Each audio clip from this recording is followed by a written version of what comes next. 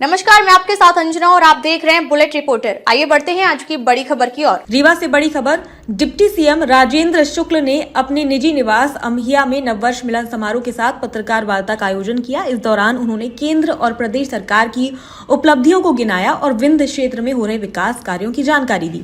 Deputy CM Rajendra शुक्ल ने कहा कि विंध्य क्षेत्र में विकास की रफ्तार लगातार तेज हो रही है। उन्होंने रीवा एयरपोर्ट को क्षेत्र के लिए बड़ी उपलब्धि बताते हुए कहा कि अब दिल्ली सहित देश के बड़े शहरों से रीवा की सीधी हवाई कनेक्टिविटी शुरू हो चुकी है, जिससे व्यापार, पर्यटन और रोजगार के नए अवसर सृजित हो रहे हैं। पत्रकार वार्ता के दौरान डिप्टी सीएम ने रेलवे क्षेत्र में हो रहे विकास कार्यों का भी जिक्र किया। उन्होंने कहा कि रीवा और पूरे विंध्य क्षेत्र को बेहतर रेल नेटवर्क से जोड़ने के लिए लगातार प्रयास किए जा रहे हैं, जिससे आने वाले समय में आवागमन और अधिक सुगम होगा।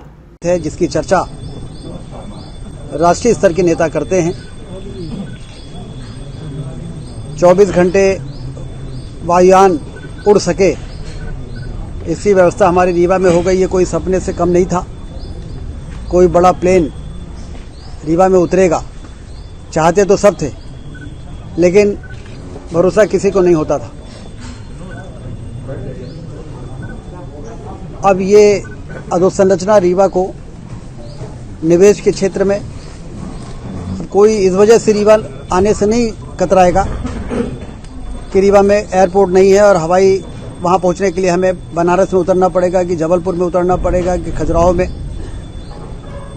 अब लोगों को मालूम है कि रीवा पहुँचना बहुत आसान है।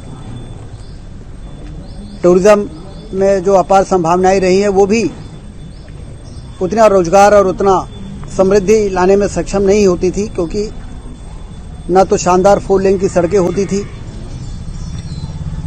न ही एयरपोर्ट था और न ही रेलवे लाइन के विस्तार की जो पुरानी, हम लोग जब कॉलेज में पढ़ते थे तब सुनते थे कि ललितपुर से सिंगरौली रेलवे लाइन यदि बन जाए तो पूर्वोत्तर से हमारा विंध्य क्षेत्र जुड़ जाएगा, मेन स्ट्रीम में आ जाएगा। डेड एंड था हमारे रेलवे का यहाँ पर, लेकिन रेलवे लाइन का काम युद्ध स्तर पर चल रहा है। 27 तारीख को हम लोग उसकी समीक्षा करने वाले हैं।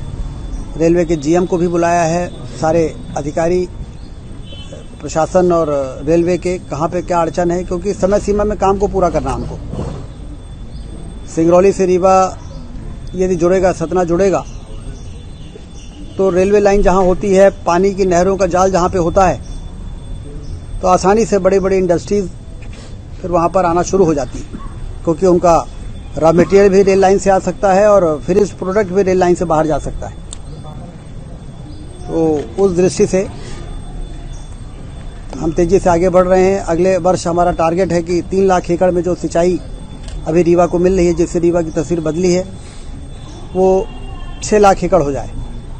और 6 लाख एकड़ करने के लिए हमें बहुती नहर के प्रोजेक्ट को पूरा करना पड़ेगा।